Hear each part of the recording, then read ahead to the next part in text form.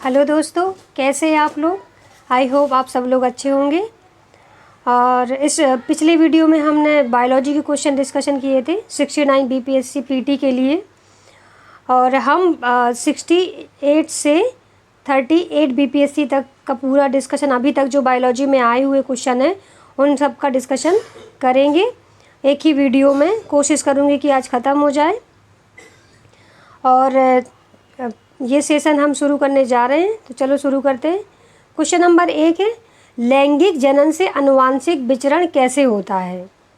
Question पूछ रहा है कि लैंगिक जनन से आनुवांशिक विचरण कैसे होता है, कौन सी ऐसी विधियां हैं। तो इसका करेक्ट आंसर हो जाएगा ऑप्शन डी, जीन के सम्मिश्रण, क्रोमोसोम के बदलाव और जीन के मिश्रण, इन सभी से लैंगिक जनन का आनुवांशिक विचरण होता है। तो इस प्रकार से आंसर हो जाएगा ऑप्शन डी।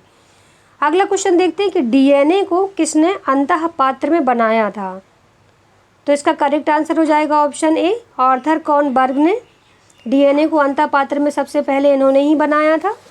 अगला क्वेश्चन देखते हैं। क्वेश्चन है कि पार्किंसन बीमारी के उपचार के विकास के लिए किसको नोबेल पुरस्कार दिया गया था। तो इसका करेक्ट आंसर हो जाएगा ऑप्शन ए, आर्विड कार्लसन। इनको पार्किंसन बीमारी के उपचार के लिए नोबेल प्राइज़ दिया गया था और इनको ये 2002 में दिया गया था। मेडिसिन के क्षेत्र में पार्किंसन बीमारी होती क्या है, इसके बारे में देख लेते हैं।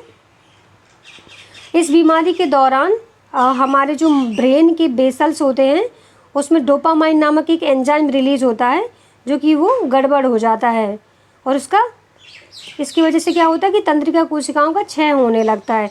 नर्व सिस्टम का क्षय होगा तो मतलब आपकी मेमोरी और आपका जो सेल्फ कंट्रोल है, बॉडी कंट्रोल है, वो खो जाएगा, क्योंकि ब्रेन ही क्या करता है, बॉडी को कंट्रोल करता है। तो डोपामाइन उत्पन्न करने वाली तंत्रिका का क्षय हो जाता है, जिससे शरीर में कपकपी, अकड़न और गति अक्षमता जैसे लक्षण दिखाई देते हैं। और इससे क्या होता है कि आपके जो दैनिक जो जीवन के काम हैं वो करने में आप असमर्थ हो जाते हो। तो इसी बीमारी की खोज के लिए आर्विड कार्लसन ने एल डोपा नामक एक मेडिसिन विकसित की थी, जिससे इनको नोबेल प्राइज़ दिया गया था। अगला क्वेश्चन देखते हैं। कौन सा दिन डायबिटीज़ दिवस के रूप में मनाया जाता है। तो डायबिटीज़ डे कब मनाया जाता है। जिसका आंसर हो जाएगा ऑप्शन डी, 14 नवंबर को डायबिटीज़ डे मनाया जाता है।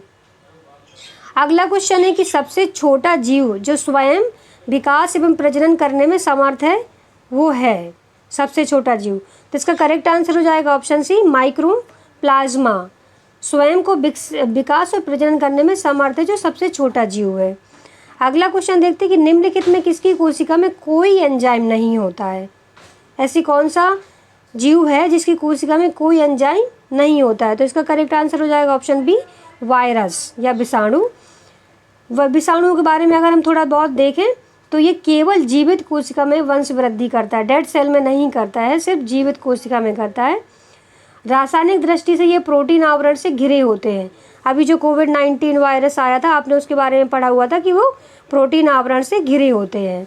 ऐसे ऐसे जो फलक जैसे निकले थे तो उनको प्रोटीन आवरण से घिरे होते हैं। और न्यूक्लिक अम्ल के खंड होते हैं। वायरस जो पोषक कोशिकाओं के बाहर ना तो कोई जैविक क्रिया कर सकते हैं और ना ही इनका द्विगुणन होता है। मतलब अगर इनको कोई भी जन्म पैदा करना है या द्विगुणन करना है तो इसको जीवित कोशिका चाहिए। डेड सेल में ये कुछ नहीं कर सकते, एकदम डेड सेल इनएक्टिव पड़े रहते हैं। अगला क्वेश्चन देखते हैं। बिल तथा मिलिंडा गेट्स फाउंडेशन के द्वारा स्थापित भारत के लिए कार्यक्रम आवाहन किसके प्रतिरोध के लिए कार्यरत है। Filaria, dengue. तो ये करेक्ट आंसर हो जाएगा ऑप्शन सी, HIV या एड्स के लिए। आवाहन प्रोग्राम किसके लिए है और ये 2003 में शुरू किया गया था। तो बहुत पुराना प्रोग्राम है, 2003 में शुरू किया गया था। अगला क्वेश्चन है कि सर्वप्रथम मानव हृदय प्रत्यारोपण हुआ था। तो सबसे पहले कहाँ हुआ था। इसका आंसर हो जाएगा ऑप्शन सी, दक्षिण अफ्रीका में सबसे पहले क्रिश्चियन बर्नार्ड ने हार्ट ट्रांसप्लांटेशन किया था। अगला क्वेश्चन देखते हैं। जीवाणु की खोज किसने की। तो इसका करेक्ट आंसर हो जाएगा ऑप्शन सी, जीवाणु की खोज ल्यूवेन हॉक ने की।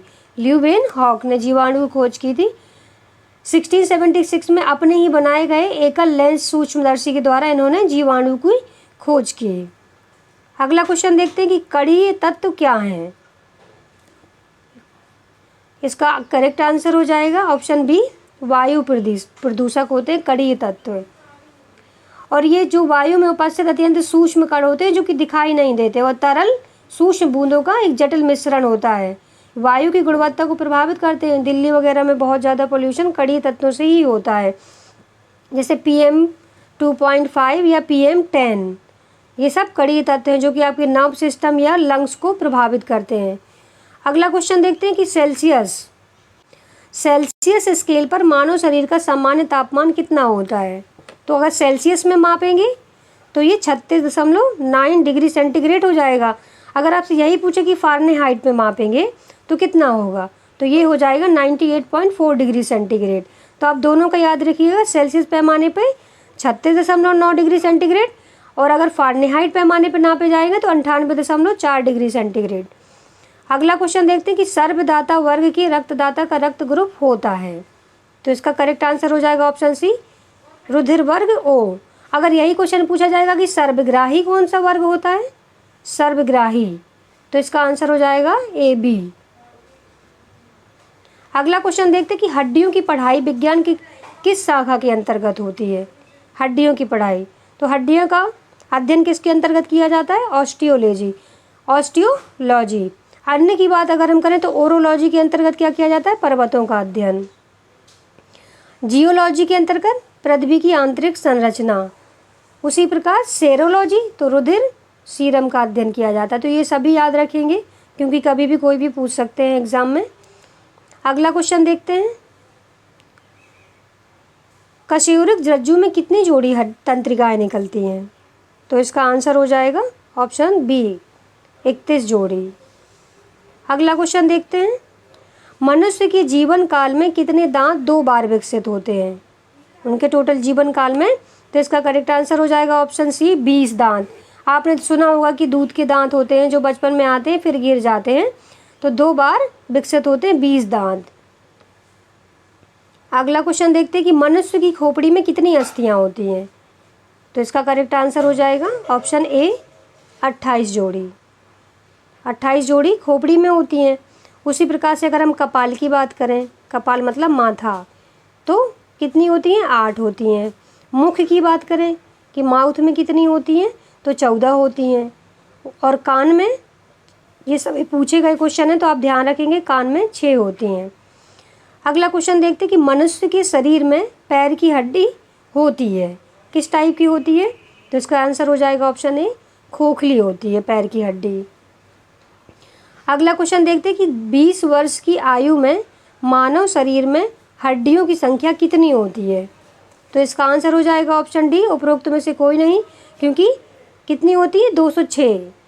आप 20 वर्ष के हों या 40 वर्ष के हों या 60 वर्ष के हों, अस्थियाँ कितनी होंगी, 206। अगला क्वेश्चन देखते हैं कि जैविक सिस्टम में रासायनिक क्रिया की प्रक्रिया को तेज करने में उत्तरदायी पदार्थ कौन सा है। जैविक क्रिया में तो ये कौन सा है, आंसर हो जाएगा ऑप्शन सी, एंजाइम। एंजाइम के बारे में अगर थोड़ा बहुत देखें तो एक प्रोटीन होते हैं ये, जो अन्य उत्प्रेरक की तरह अभिक्रिया गति को तेज कर देते हैं। एक जो प्रोसेस होती है उसको तेज कर देते हैं। ये जो हैं जीवों को ज़्यादातर अभिक्रियाएं एंजाइम की उपस्थिति में होती हैं। जितनी भी जीवों में अभिक्रियाएं होती हैं वो किसकी उपस्थिति में होती है, एंजाइम की उपस्थिति में होती है। और दोनों प्रकार का कार्य करते हैं ये, अग्र और उत्क्रम, फॉरवर्ड और रिवर्स, दोनों टाइप के काम करते हैं। इसीलिए पदार्थ के निर्माण और संश्लेषण दोनों को उत्प्रेरित करते हैं। और एंजाइम जो हैं पदार्थ के निर्माण और संश्लेषण दोनों को उत्प्रेरित करते हैं। तो इस प्रकार से आंसर हो जाएगा ऑप्शन सी। अगला क्वेश्चन देखते हैं कि विटामिन जो खट्टे फलों में पाया जाता है तथा चर्म को स्वस्थ रखने में ज़रूरी है, वो कौन सा विटामिन है। तो आप सभी को पता होगा ऑप्शन सी। अब ऑप्शन सी किन चीज़ों में पाया जाता है अगर हम बात करें तो ये रसदार फलों में पाया जाता है, जैसे आंवला, नींबू, संतरा, नारंगी। और ये स्किन डिजीज़ के क्योर करने में बहुत उपयोगी होते हैं। जैसे किसी को स्किन में कुछ भी प्रॉब्लम हो गई है तो विटामिन सी का यूज़ बहुत किया जाता है। अगला क्वेश्चन देखते हैं, दूध किसका घटिया स्रोत है?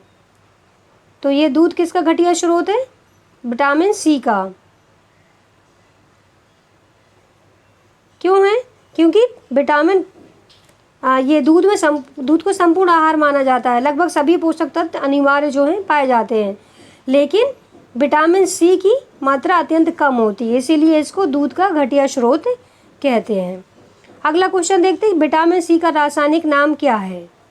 तो इसका रासायनिक नाम क्या है? एस्कॉर्बिक अम्ल। ऑप्शन ए इसका सही आंसर हो जाएगा। कई बार आपसे पूछा जाता है ABCD ये जितने भी विटामिन है उनके रासायनिक नाम, तो आप कंप्लीट कर लेंगे, अच्छे से तैयार कर लेंगे। अगला क्वेश्चन देखते हैं, इंसुलिन प्राप्त होता है, किससे प्राप्त होता है? तो इसका करेक्ट आंसर हो जाएगा ऑप्शन बी, डहेलिया की जड़ों से इंसुलिन प्राप्त होता है।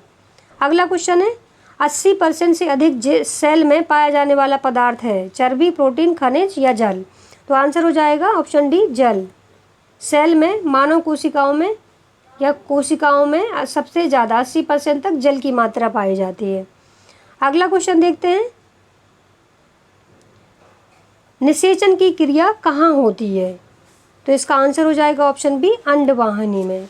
निषेचन या फर्टिलाइजेशन कहाँ होता है? अंडवाहिनी में होता है। तो ये प्रोसेस को, ये एक तरह का आंतरिक प्रोसेस, आंतरिक फर्टिलाइजेशन है, जो मैथुन क्रिया के दौरान नर युग्मक स्त्री जननांग में प्रवेश करते हैं और ये शुक्राणु अत्यंत सक्रिय तथा चलायमान होते हैं। तो करोड़ों जो शुक्राणु होते हैं वो योनि में प्रवेश कर जाते हैं और उसी के मतलब कि गर्भाशय की ग्रीवा में जाकर आगे की तरफ बढ़ते हैं और अंततः कहाँ पहुँच जाते हैं? अंडवाहिनी में, जहाँ पे निषेचन की क्रिया प्रारंभ हो जाती है। अगला क्वेश्चन देखते हैं, अगला क्वेश्चन है कि आधुनिक मनुष्य का पूर्वज है, तो कौन सा ऑप्शन? आंसर हो जाएगा ऑप्शन बी, क्रोमैग्नन मनुष्य। ये जो आधुनिक मनुष्य उससे बहुत ज़्यादा मिलता जुलता है और मानव के एकदम समान, 6 फुट लंबा, पूरी तरह सीधा और पाषाण युग में ये रहते थे और अस्थि औजारों का प्रयोग करते थे, क्योंकि पाषाण युग में आप जानते ही, आपने हिस्ट्री में पढ़ा होगा। और वे पशुओं की खाल को सिलकर पहनते थे, उनका खान पान एकदम गुफाओं में जानवरों टाइप रहते थे। अगला क्वेश्चन देखते हैं कि विकास का मुख्य कारक है, तो इसका करेक्ट आंसर हो जाएगा ऑप्शन डी, प्राकृतिक वर्ण। आज के विकास को सर्वाधिक मान्य सिद्धांत इसी को माना जाता है। इसमें जाति के उदय को आनुवांशिक विधियों की अन्योन्य क्रियाओं एवं प्राकृतिक चयन के आधार पर स्पष्ट किया जाता है। तो विकास का प्रमुख कारण क्या है? ऑप्शन डी, प्राकृतिक वर्ण। इसके साथ ही आज का सेशन हम समाप्त करते हैं।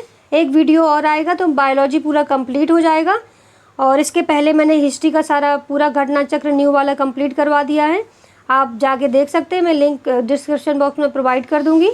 अगर वीडियो पसंद आया हो तो शेयर करें। Thank you very much.